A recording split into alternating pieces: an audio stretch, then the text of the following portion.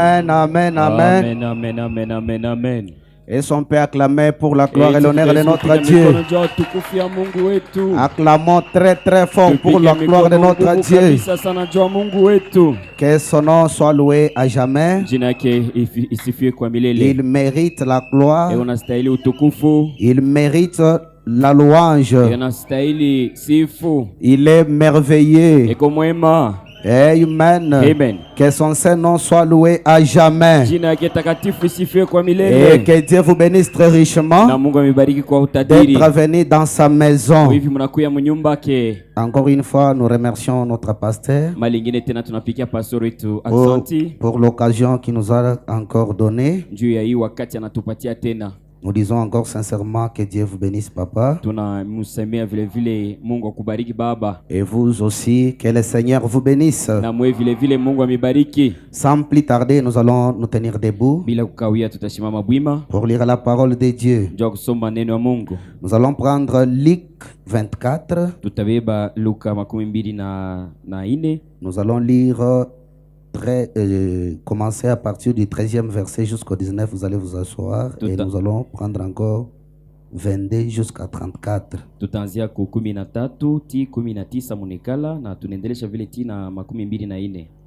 Luc 24, verset 13. Et voici ces mêmes jours, des disciples allaient à un village nommé Emmaüs,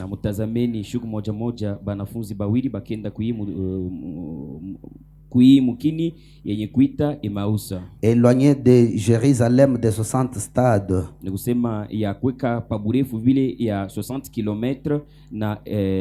Jérusalem. Et ils s'entretenaient de tout ce qui s'était passé.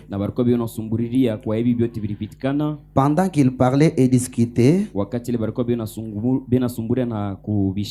Jésus s'approcha et fit route avec eux. Mais leurs yeux étaient empêchés de les reconnaître. Il leur dit: de quoi vous entretenez-vous en marchant? Et ils s'arrêtèrent, l'air attristé.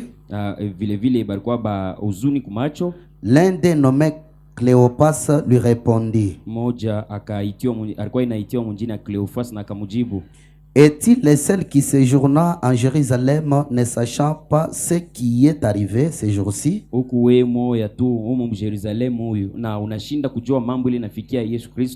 Quoi leur dit-il? Et il lui répondit: ce qui est arrivé au sujet de Jésus de Nazareth, qui était un prophète puissant en œuvre et en parole devant Dieu et devant tout le peuple. Que Dieu vous bénisse, vous pouvez vous mettre. Et nous continuons verset 22. Il est vrai que quelques femmes d'entre nous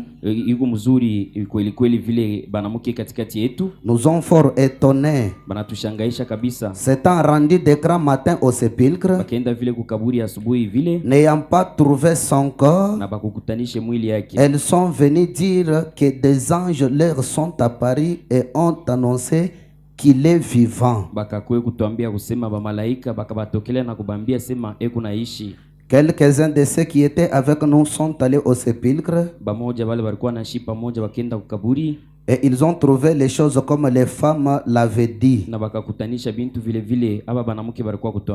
Mais lui, ils ne l'ont point vu. Nous sautons directement. Nous prenons encore 26. C'est Jésus qui parle ici. Ne fallait-il pas que le Christ souffre ces choses et qu'il entre dans sa gloire? Et commençant par Moïse et par tous les prophètes, il leur expliqua dans toutes les Écritures ce qui lui concernait. Lorsqu'ils furent près du village où ils allaient, Il paraît vouloir aller plus loin. Il paraît Jésus voulait, mais ils les pressèrent en disant, bon, les disciples lui ont dit, reste avec nous, car le soir approche, le jour est sur son déclin, et il entra pour rester avec eux. 30. Pendant qu'il était à table avec eux, il prit le pain, et après avoir rendu grâce, il les rompit et les leur donna. Alors leurs yeux s'ouvrirent et ils les reconnurent, mais il disparut de devant eux. Et ils se dirent l'un à l'autre, notre cœur ne brûle-t-il pas au-dedans de nous lorsqu'il nous parlait en chemin et nous expliquait les Écritures? S'élevant à l'heure même, ils retournèrent à Jérusalem et ils trouvèrent les 11 et ceux qui étaient avec eux assemblés. Écoutez le verset 34. Et disant, le Seigneur est réellement ressuscité. Le Seigneur est réellement ressuscité. Que Dieu bénisse la lecture de sa parole. Nous prions un peu. Dieu Tout-Puissant, l'auteur de la vie éternelle, toi, la parole rendue manifeste de notre temps. Ce matin, Seigneur Jésus, nous voici encore une fois de plus devant ton peuple. Nous n'avons rien de spécial à dire à ton peuple, Seigneur Jésus. Seul le glorieux Saint-Esprit de Dieu peut nous révéler ce que nous venons de lire. Viens et parle-nous, Seigneur de Tout-Puissant. Nous nous attendons qu'à toi, au nom du Seigneur Jésus-Christ. Amen. Amen. Que Dieu vous bénisse richement. Que le Seigneur vous bénisse. Je crois pour ceux qui n'étaient pas avec nous le vendredi, nous avons parlé sur les panneaux publicitaires de Dieu. Et Frère Branham nous a dit ce que nos vies doivent être pour manifester et refléter Christ. Et il nous a dit que nous sommes la Bible pour beaucoup de gens. Et pour cela, nous devons veiller à ce que nous parlons, veiller sur notre marche. Et c'est sur ça qu'on avait vu le vendredi.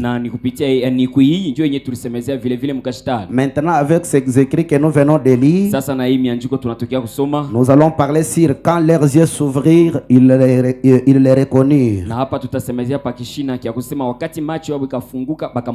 C'est l'histoire connue de tout le monde. C'était la résurrection de Jésus-Christ. Les disciples marchaient avec Jésus et Jésus leur parlait. Mais un jour, quand l'accomplissement de la promesse est intervenu, troisième jour après, les disciples ne pouvaient pas supporter. Ils étaient découragés. Chacun voulant retourner à ce qu'il faisait auparavant. Pour dire qu'on croyait en cet homme. Mais il est mort jusqu'ici. Amen. Et malgré les témoignages des femmes qui pouvaient dire qu'on était au sépulcre de Jésus, il n'était pas là. Mais les disciples voulaient voir l'évidence de sa résurrection. Ils voulaient se rassurer réellement si Christ était vivant.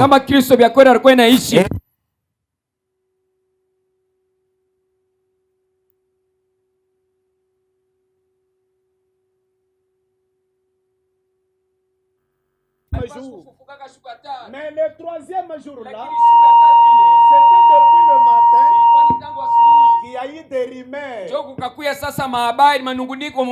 Comme quoi Jésus était ressuscité. Mais cherchez sa présence. Ça peut être ton cas ce matin. Tu peux être dans un cas désespéré. On te parle de Jésus et tu cherches seulement sa présence. Et je te confirme ce matin qu'il est ici avec nous. Et comme il est avec nous, il ne vient pas pour nous contempler de près. Il vient et il trouve une maladie incurable. Il apporte la guérison. Il trouve un cas à un stade avancé. Il apporte la réponse. Parce qu'il est le secours qui ne manque jamais. Malgré que les disciples ne pouvaient pas le reconnaître, c'était toujours le même Jésus. Mais il fallait qu'il fasse quelque chose d'extraordinaire. Et notre prophète dit, Dieu peut faire quelque chose dans ta vie et tu te rendras compte que ça c'est Dieu. Amen. Si tu es disposé à le reconnaître, il va se laisser voir devant toi ce matin. Et ce qui me fait très bien, c'est le témoignage après la discussion avec Jésus. Au verset 34, c'est le même disciple qui était abattu. C'est eux qui ont commencé à témoigner pour dire, le Seigneur est réellement ressuscité. Qu'est-ce qui avait donné le témoignage? C'était un signe qu'il avait montré. Ce qu'il faisait quand il vivait, c'est ce qu'il doit encore faire après la résurrection. Si avant sa mort, il pouvait changer de l'eau en vin, à sa résurrection, il peut créer quelque chose. Amen. Frère Branham dit ceci. Donc quand leurs yeux s'ouvrirent, ils le reconnurent. 12 mars 64. Paragraphe 55. Frère Branham dit ceci. Si ce n'est pas ça qui se répète aujourd'hui, il agit de même manière et l'église continue à croupir dans les ténèbres.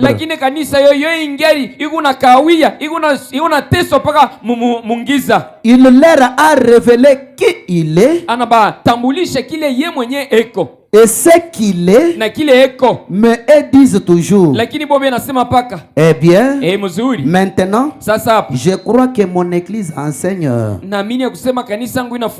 Frère Branham vous pose la question, vous y êtes? C'est la même chose toujours. On témoigne de la résurrection de Jésus, mais les gens ne regardent pas ça. Les gens ne croient pas ça. Et regardent seulement à ce qu'enseignent leurs églises. Mais ma prière ce matin, que cela ne soit pas notre cas ce matin. 57. Eh bien, il n'a pas remonté dans le passé pour dire. Vous souvenez-vous de ce que Moïse avait fait? Voyez, il leur a révélé les Écritures les concernant pour cet âge-là. Et c'est ce qu'il fait aussi au temps de la fin. Quand Jésus vient parmi nous, au temps du soir, il ne commence pas de nous enseigner ce que Moïse avait dit, ce que Moïse avait fait dans son temps. Parce que Moïse était la lumière de son temps. Les Jérémie et les autres, les lumières pour leur temps. Mais quand Jésus revient, il faut qu'il fasse quelque chose qui va marcher ensemble avec les gens de ce temps-là. Et frère Branham a dit, il ne pouvait pas commencer à leur dire. Moïse avait dit, Moïse avait parlé aux enfants d'Israël. Voilà ce qui s'était passé. Non, frère Branham a dit, il a commencé à parler les écritures qui lui concernaient pour les jours qu'il vivait ou dans ce temps où il marchait avec eux, pour les encourager. Au 135, frère Branham dit ceci: êtes-vous prêt à reconnaître Jésus-Christ? C'est une question. Êtes-vous prêt à reconnaître Jésus-Christ dans la puissance de sa résurrection? Êtes-vous disposé à tout abandonner pour marcher avec lui? Êtes-vous prêt à croire en lui? Amen. Croire en lui a amené sa lumière et sa vie aux autres. Si nous croyons à la résurrection du Seigneur Jésus, il nous faut aussi manifester la vie de Christ, apporter sa lumière partout, être ses représentants. Êtes-vous prêts ce matin? Et frère Branham a dit, si vous êtes prêts, au point 158, il a promis, rappelez-vous, Malachie 4, qu'un message sera proclamé pour restaurer la foi de père, une foi de plus, ramener les enfants au Père. Amen. Je vous pose encore cette question. Êtes-vous prêts ce matin? Frère Branham a dit ceci au point 168. Maintenant, si je m'avançais ici en tant que l'homme et que je disais, c'est moi le Seigneur Jésus, et que j'avais de longs cheveux, on ne saurait pas si c'est lui ou pas. Si on peut acclamer pour la gloire de notre Dieu. Frère Branham a dit, si vous êtes prêts à reconnaître le Seigneur Jésus, vous n'allez pas le reconnaître par sa manière de s'habiller, ni par sa manière de laisser les cheveux, d'avoir une longue barbe. Mais s'il s'avance ce matin de cette manière-là, frère Branham a dit, si je peux m'avancer, j'ai des cicatrices de clous dans mes mains. Oui. N'importe quel hypocrite peut le faire.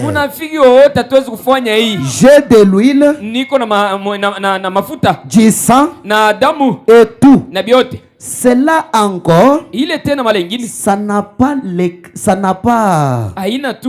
les écritures n'ont pas promis ça.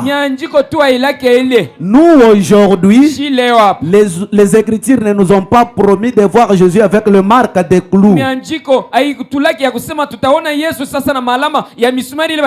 Mais comment allons-nous lui reconnaître? Frère Branham a dit, comment reconnaîtriez-vous Jésus? Vous direz, eh bien, je le reconnaîtrai par sa photo. Frère Branham a dit, non, ça la photo là, c'est peint sur base d'une certaine psychologie. La photo que nous pouvons voir, celle d'Hoffman là-bas, qu'on peut regarder, même celle de Salman, on peut regarder cela et dire que c'est ça Jésus. Frère Branham a dit, ce n'est pas ça Jésus. Ça, c'est pas sur base d'une certaine conception psychologique. C'est comme quelqu'un qu'on a parlé de frère Toussaint. Mais il s'imagine comment pouvait être frère Toussaint. Et il commence à dessiner. Bien qu'il peut réussir, mais ce n'est pas réellement le frère Toussaint. Qu'est-ce que je peux dire? Nous pouvons avoir la photo d'Hoffman, marcher avec cela, mais ce n'est pas réellement le Seigneur Jésus. Parce que frère Branham a dit, nous n'allons pas le connaître de cette manière-là. Et ce n'est pas l'écriture pour notre jour. Nous allons reconnaître Jésus sur base des promesses de notre temps. Si nous lisons quelque chose qui a été promise pour nous au temps de la fin, et que nous voyons l'accomplissement, c'est ça le Seigneur Jésus. Ce n'est pas quelqu'un à longue robe, non. Amen. Frère Branham a dit, nous n'allons pas le connaître par sa photo. Non, ça c'est pas sur base d'une certaine psychologie. Nous ne connaissons pas son aspect. Voyez, je ne sais pas ce qu'il était. Amen. Ça doit être comme ça. Nous n'allons pas le connaître ou reconnaître Jésus par une histoire, non. Il est dit dans la Bible, Jésus-Christ est le même hier, aujourd'hui et éternellement. Et si il est le même, il doit s'identifier de la même manière. Car frère Branham a dit, dans chaque âge, il y a la manifestation de la parole. Il y a une portion de la parole qui a été réservée pour ces jours-là. Et nous aussi au temps de la fin, comme le matin de la résurrection, le matin du troisième jour, les gens pouvaient témoigner. Il y avait des rumeurs comme quoi Jésus était ressuscité. Mais personne n'avait pas la preuve de sa résurrection. Bien que dans la tombe c'était vide, mais la présence de Jésus, personne. Mais au temps du soir, c'était vers le soir. Et frère Branham a dit, pourquoi seulement le soir? Parce que quand il se fait le soir, il y a quelque chose de spécial qui arrive. Laissez-moi vous dire aussi ce matin, nous les gens du temps du soir, on est un peuple spécial. C'est pourquoi vers le soir, le même Jésus, pas un autre Jésus. Amen. Le même Jésus. Mais pour nous les gens du soir, il n'a pas la barbe. Mais c'est le même Jésus. Est-ce qu'on peut acclamer pour la gloire de notre Dieu? Frère Branham a dit ceci: la restauration de l'arbre épouse, prêché en 1962, si je ne me trompe pas. Frère Branham a dit ceci au paragraphe 490 jusqu'à 494.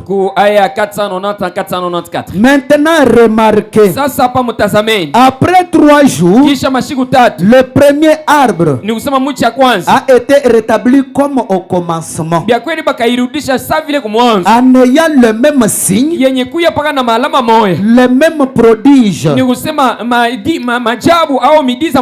Jésus est revenu. Le même Jésus faisant la même chose. À la fin du troisième jour, les signes sont apparus. Pas à la fin du premier jour. Oh frère, j'espère que vous saisissiez cela. Amen. Est-ce que cela pénètre? Frère Branham a dit, le troisième jour, c'est quand la véritable manifestation de Christ s'est fait connaître. À la fin du troisième jour, voyez, remarquez. Frère Branham repose encore cette question. Est-ce que vous saisissez? Et l'assemblée dit Amen. 491. Pas le premier jour. Le premier jour, c'était une forme morte. Le deuxième jour, il y a eu une rumeur. Vous voyez? Où le deuxième jour, il était toujours mort. Luther, Wesley. Au commencement du troisième jour, une rumeur s'est répandue. Amen. Seulement au matin du troisième jour. Et remarquez, à force d'attendre la résurrection de Jésus, mais arrivé juste à la fin ou à l'accomplissement de la chose, c'est alors qu'il y a eu des découragements. Amen. C'est ce qui se passe souvent. Tu peux être au bout de ta souffrance, mais tu te décourages. Amen. Tu commences à consulter n'importe quoi. Tu commences à faire n'importe quoi. Mais laisse-moi te dire, comme c'est le matin, il y a encore le soir. Ne te décourage pas. Le soir sera meilleur pour toi. Est-ce qu'on peut acclamer pour la gloire de notre Dieu? Frère Branham a dit, à la fin du troisième jour, une rumeur s'est répandue. Rien le premier jour, Luther. Rien le deuxième jour. Et le troisième jour, la dispensation du Saint-Esprit. Une rumeur s'est répandue qu'il est le même hier, aujourd'hui et éternellement. Mais à la fin du troisième jour, c'est là qu'il s'est fait connaître. Il est venu parmi eux. Il est venu parmi son peuple. Et il a dit, regardez-moi, je suis le même. Rehoboth Tabernacle. C'est ce qu'il nous dit aussi. Ne vous découragez pas. Ne soyez pas attristés. Mais voici au milieu de vous le même Jésus. Je suis le même. Et vraiment continuer, il dit, ces formes mortes ont continué jusqu'à ce qu'elles arrivent à la Pentecôte. Alors une rumeur a commencé à se répandre qu'il était. Maintenant, ici au dernier jour, il est ici avec nous. Est-ce qu'on peut acclamer pour la gloire de notre Dieu? Maintenant, ici au dernier jour, le même Jésus est ici avec nous, agissant là parmi nous. À la fin du troisième jour, il est apparu et leur a montré à tout akaonyesha kwa bote. À tous. Kwa bote. Son signe. Akabaonyesha bote alama yake. Les signes de la résurrection. Ya ile inaangalia ufufuko yake. Qu'il était vivant. Ya kusema alikuwa anaishi. Le même hier. Moja moja jana. Aujourd'hui. Leo. Et éternellement. Amen. Amen. Elles sont pas acclamées pour la gloire de notre Dieu. Au temps du soir. Le même Jésus. Il vient. Et quand il vient, il se révèle au peuple élu. Jésus peut être ici ce matin. Et il y a quelqu'un qui passe de côté en train de chercher Jésus. Amen. Ne soyons pas troublés ni de sa forme ni de quoi que ce soit. C'est le même Jésus. Il agit de la même manière. Branham dit ceci. Et ferons-nous de ce Jésus qu'on appelle Christ. Branham dit ceci. Au point 121 et 123. Frère Branham dit, vous, indigènes d'Afrique, vous, en Australie, en Suède, en Suisse, vous qui écoutez cette bande, vous, Rehoboth Tabernacle, comment allez-vous répondre au jour du jugement alors que j'ai été dans vos pays et que vous avez vu Jésus-Christ s'identifiant parmi les gens et montrant ce qu'il peut faire? Si nous voyons la présence de quelqu'un qui peut nous dire, quand vous me voyez, vous avez vu la présence du Seigneur Jésus-Christ. Il nous faut la révélation. Amen. Il doit faire quelque chose qui doit nous amener à le reconnaître. Qu'est-ce qu'il peut faire? Si nous voyons quelqu'un se tenant devant nous et qui commence à nous dire, toi le sénateur William Abshore, tu es estropié, tu restes dans une chaise roulante, c'est parce que quelque chose s'est passé dans ta vie quand tu étais enfant. Alors qu'il parle de frère Williams là-bas, il a 67 ans. Quel est cet homme qui peut parler à son semblable, entrer dans son passé et lui dire ce qui s'était passé? Si ce n'est pas notre Seigneur lui-même, quand leurs yeux s'ouvrirent, ils l'ont reconnu.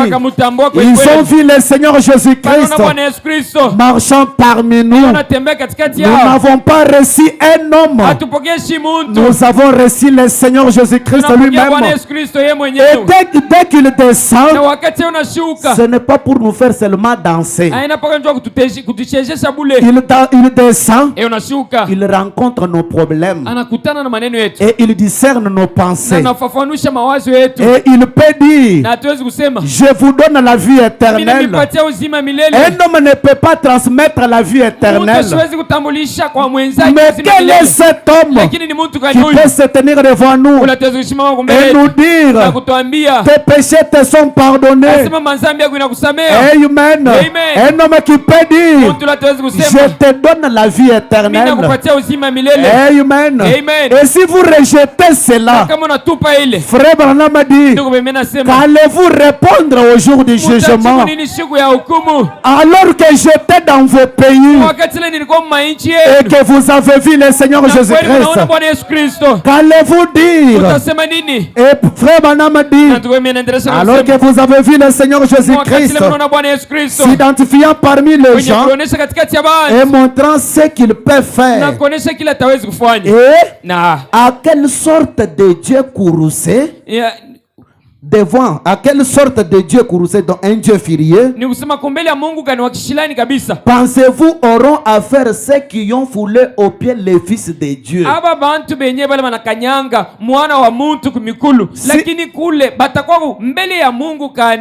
Si il est venu et que nous l'avons rejeté, quel sera notre sort au jour du jugement? Dieu sera furieux pour nous. Amen. Et frère Branham a dit, et qui l'ont crucifié à nouveau. Amen. Et son Père acclamé pour la gloire de notre Dieu. Au point 140. Frère Branham a dit ceci. Paragraphe 140.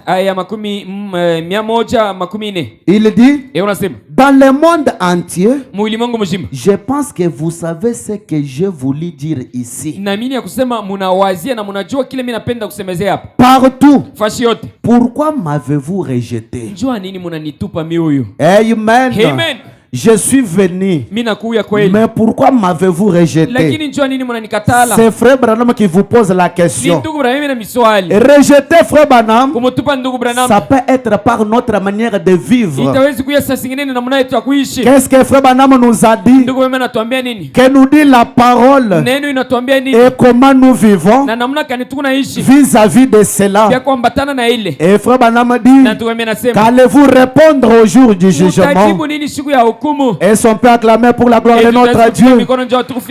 À la fin du 3e jour, nous voyons la manifestation. Le Seigneur Jésus-Christ lui-même qui descend parmi son peuple, qui commence à agir. Il peut se présenter devant nous comme notre frère. Il peut se présenter devant nous comme le prophète.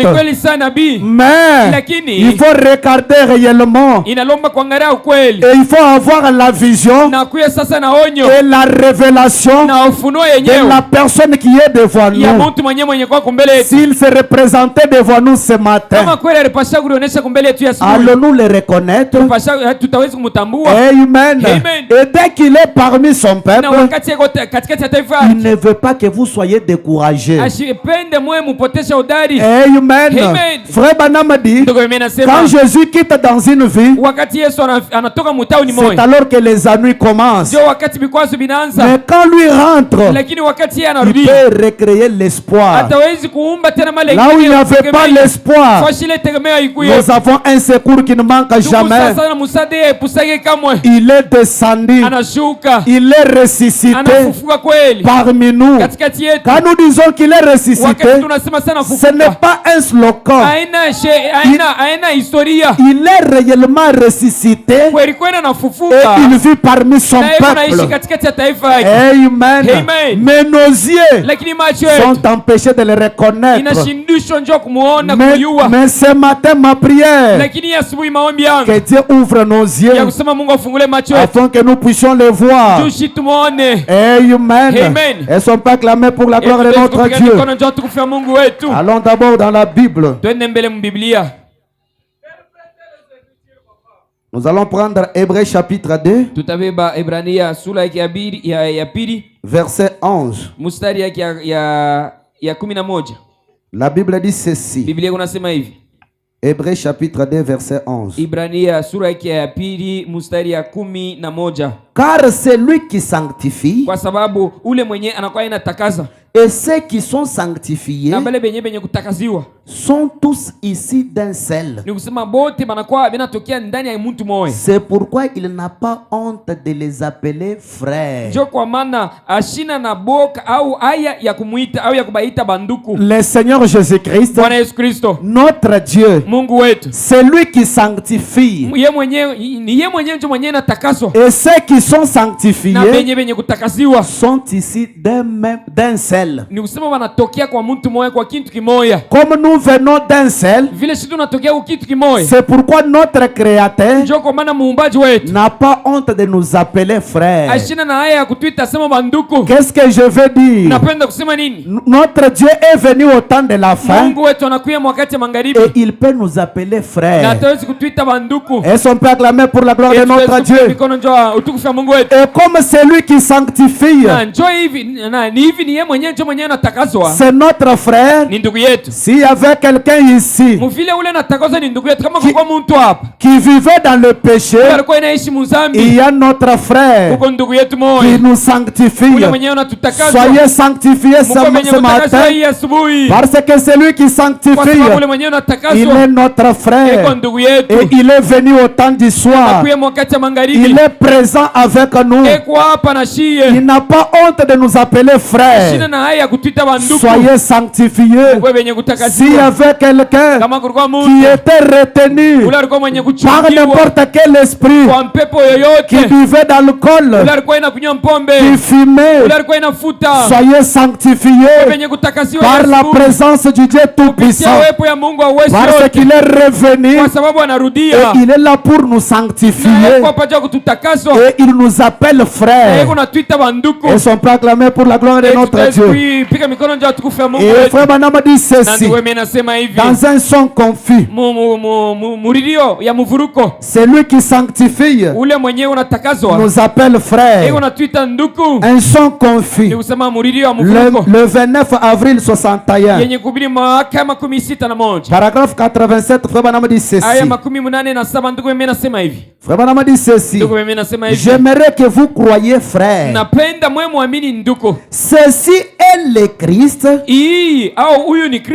que vous avez prêché depuis si longtemps.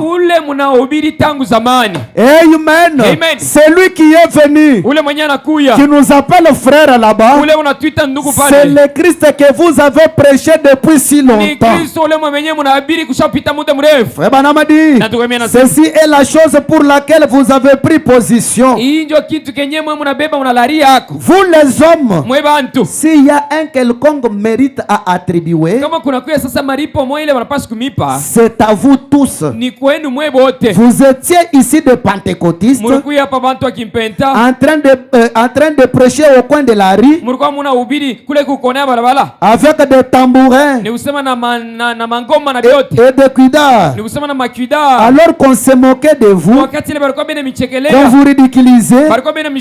Vous étiez seulement en train d'aménager une voie pour que je passe facilement. Est-ce que vous saisissez cela? Alors que vous prêchez Christ auparavant, le Christ que vous avez prêché depuis si longtemps, alors qu'on se moquait de vous, Frère Branham dit: vous étiez seulement en train d'aménager une voie pour que je passe facilement. Et il vous pose la question: comment puis-je venir et être autre chose que votre frère? Amen. Ceci est le Christ que vous avez prêché si longtemps. Mais comme c'est le Christ, comment il pouvait venir et être autre chose que votre frère? Il n'a pas honte de nous appeler frères. Amen.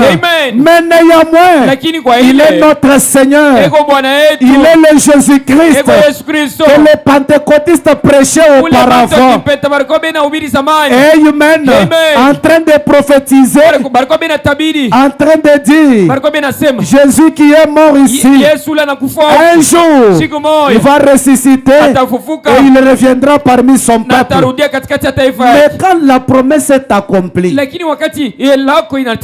qui peut croire?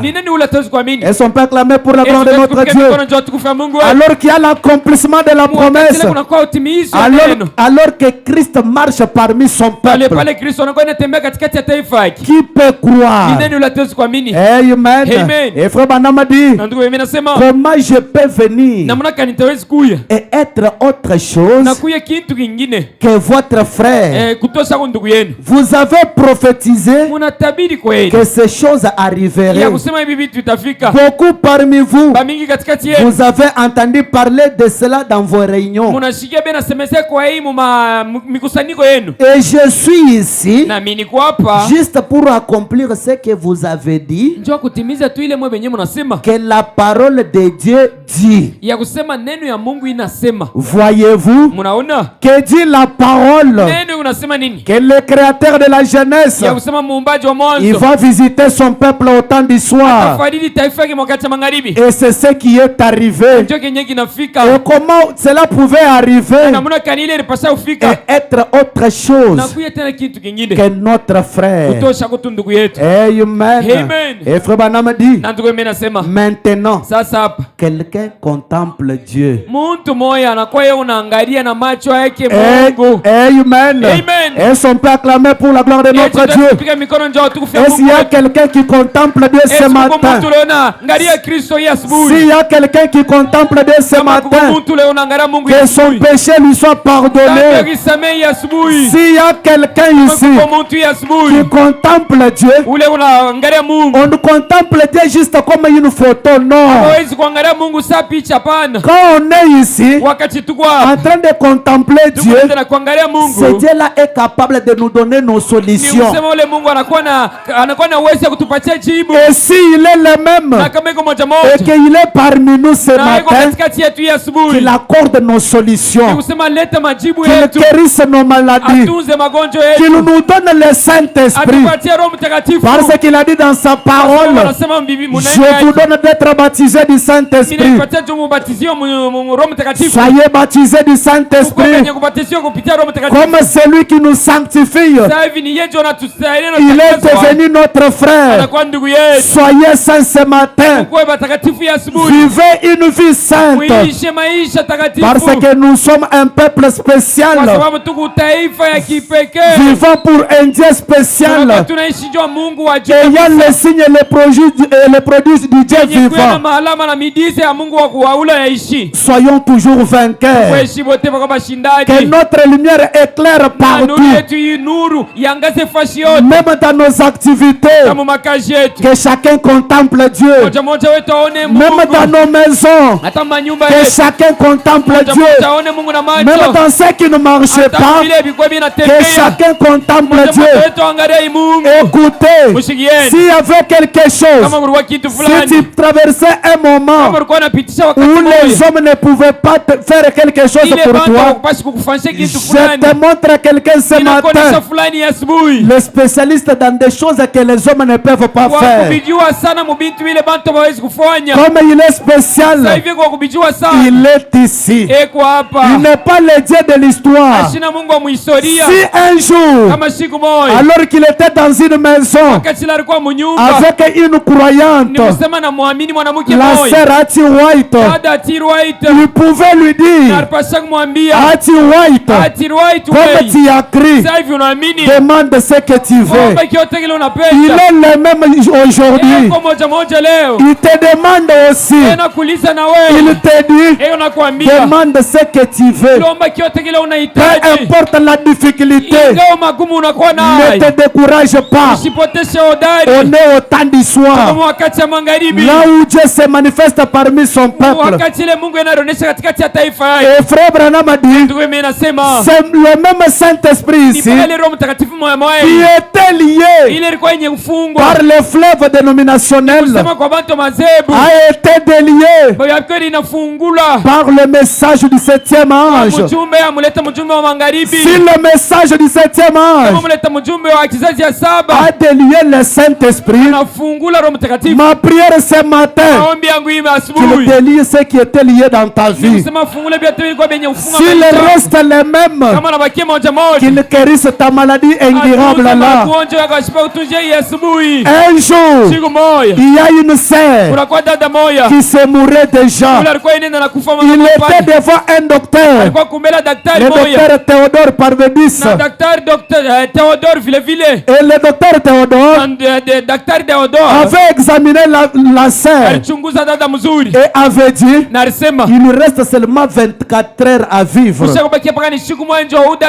quand on a appelé frère Branham, frère Branham est venu et il a dit, dans 24 heures, cette femme serait au marché en train de payer, en train d'acheter. Et le docteur a dit, frère Branham, je ne pensais pas que tu étais hypocrite de ce ce niveau?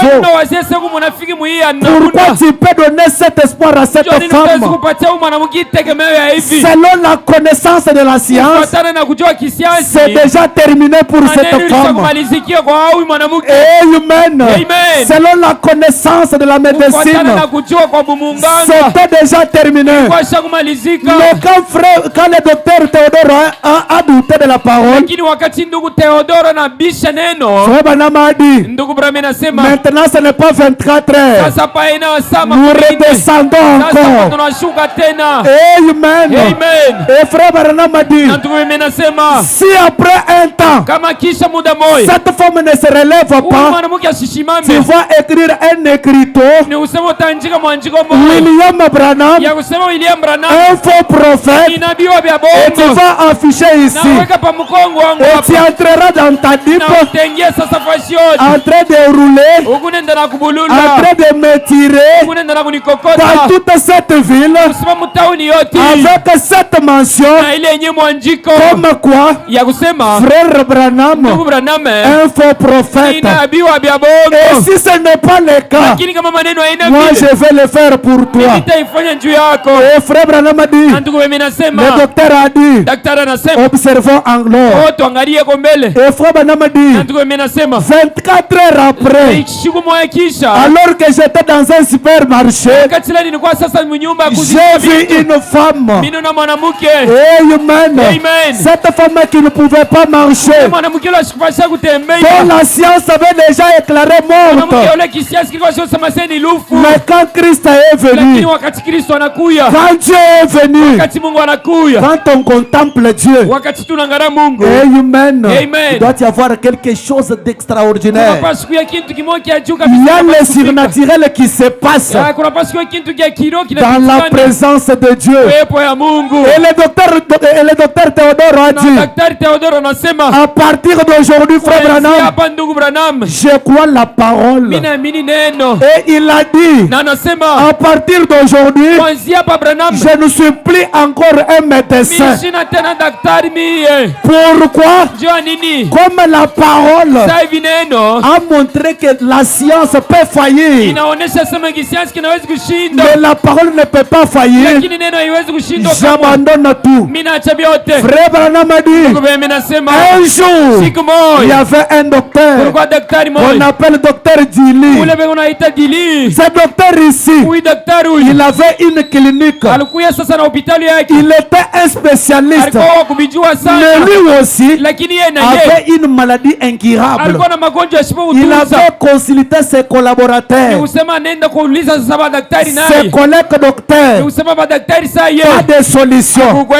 Mais un jour, il a entendu l'information dans la ville, comme quoi il y avait un homme chauve qui allait tenir une réunion de réveil quelque part. Le docteur Dili a dit, comme j'ai déjà marché, il n'y a pas d'espoir pour moi, mais je vais essayer. Et frère Branham a dit, ce docteur Dili ici, il était un incroyant. Une fois arrivé seulement, la présence de Dieu descend. On commence à dire, il y a quelqu'un, il vient dans telle ville, son nom c'est docteur tel, et reçoit ta guérison. Je veux dire ceci, si le docteur Dili, qui était un incroyant, avait profité de ses dons, Amen. Qu'en est-il de toi et moi?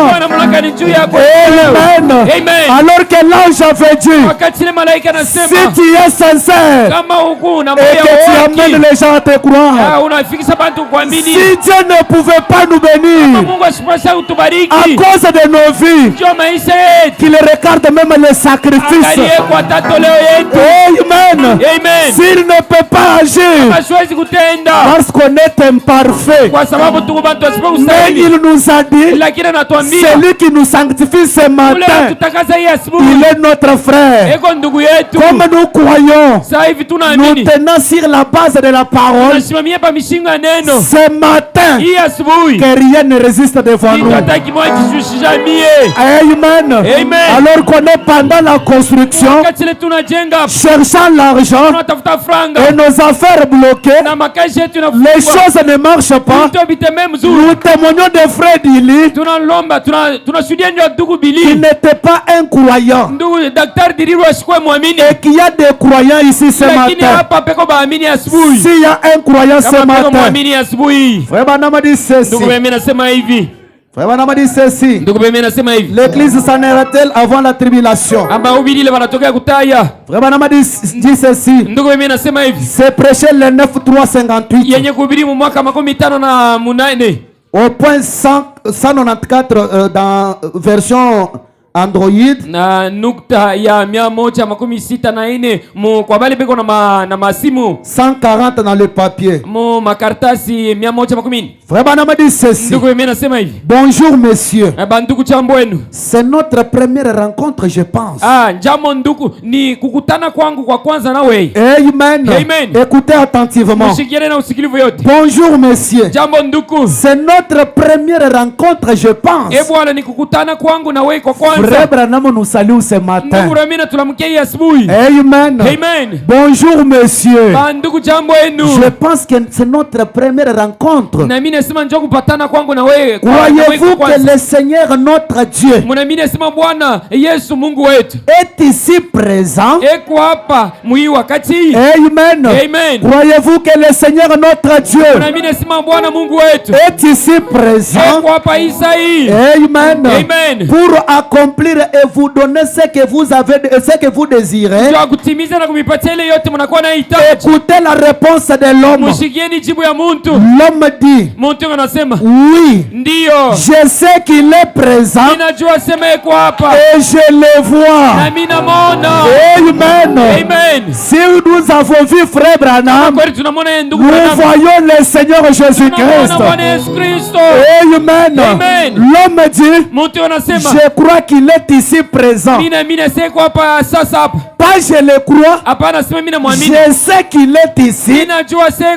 Pas savoir seulement, et je le vois. Amen. Frère Branham dit j'admire votre courage.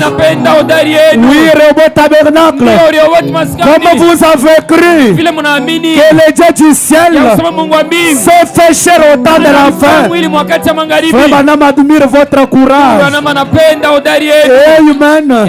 Et après l'admiration, qu'est-ce qu'il veut dire? Et vous êtes ici pour une chose légitime.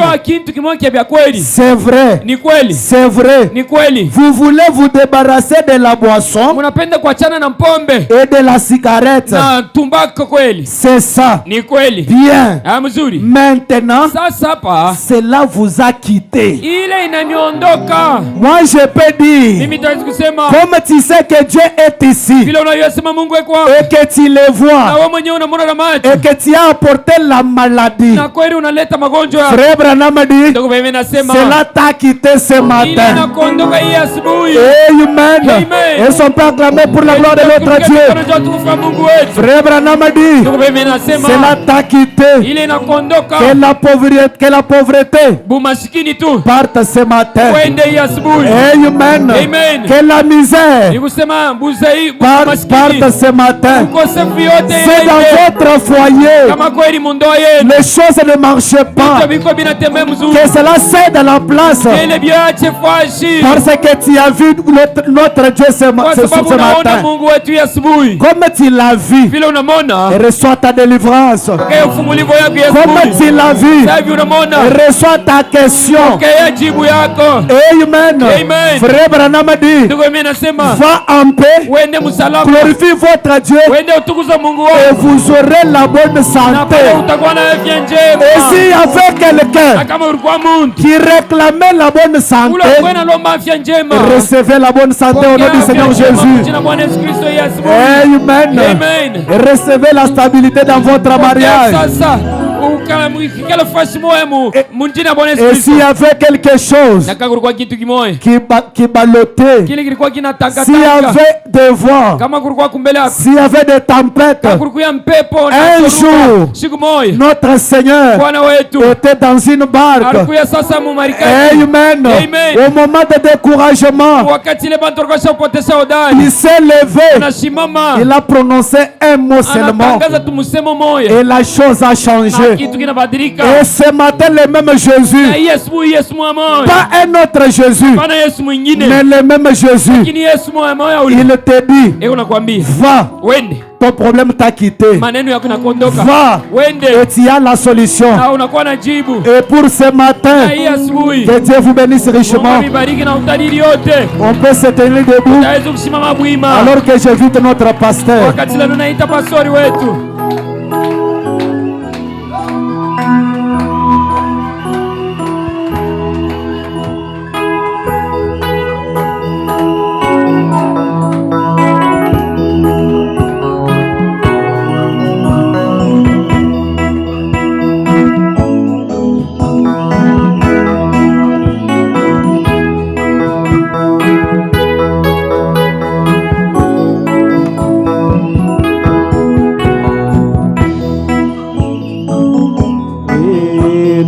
Dieu puissant, c'est Jésus, c'est le prince de paix, l'auteur des